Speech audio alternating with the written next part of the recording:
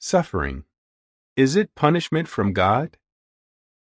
Luzia limps on her left leg.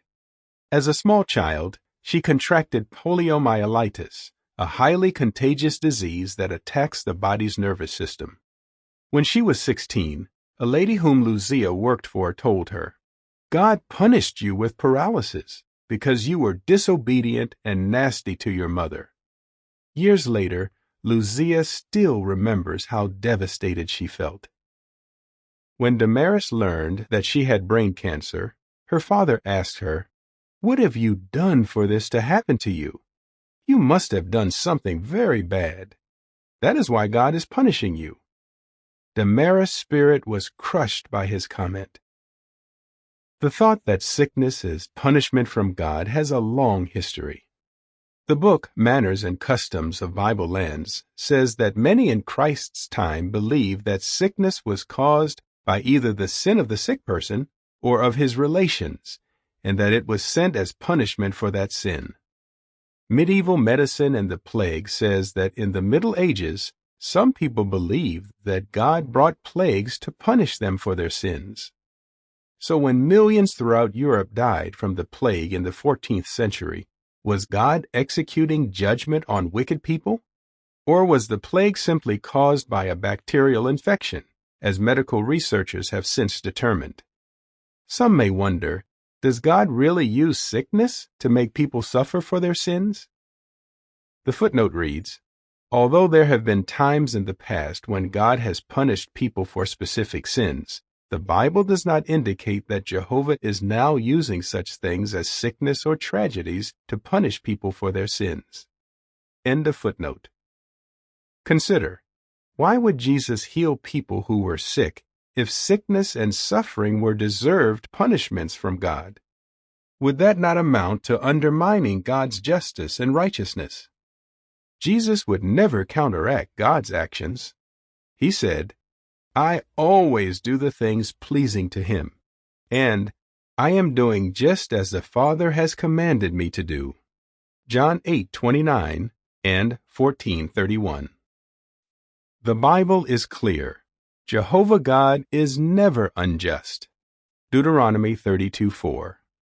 For example, God would never cause an airplane disaster, killing hundreds of innocent people because he wanted to punish someone on board. In harmony with God's righteousness, Abraham, a faithful servant of God, said that God would never sweep away the righteous with the wicked.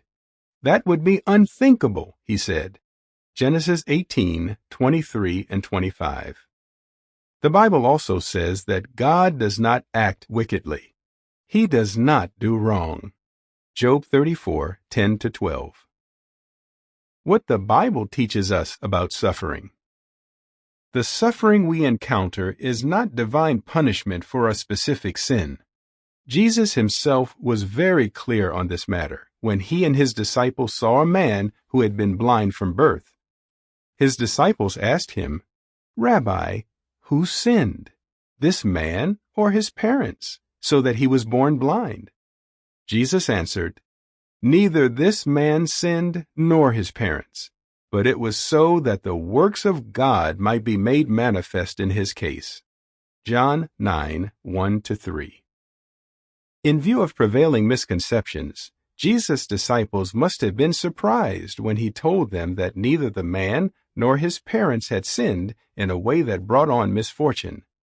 Not only did Jesus cure the man's blindness, but by so doing he overturned the erroneous belief that suffering is punishment from God. Those who suffer from serious health problems today can find comfort in knowing that God is not the cause of their affliction. Why would Jesus heal sick people if God was punishing them for wrongdoing? The scriptures assure us, with evil things God cannot be tried, nor does he himself try anyone. James 1:13. Indeed, the evil things that have plagued mankind for centuries, including sickness, pain, and death, will soon be eliminated. Jesus Christ cured all who were suffering, Matthew 8:16. In healing all who came to him, God's Son demonstrated what God's kingdom will accomplish on a worldwide scale.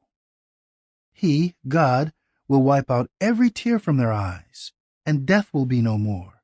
Neither will mourning nor outcry nor pain be any more. The former things have passed away. Revelation 21, 3-5. Who is to blame?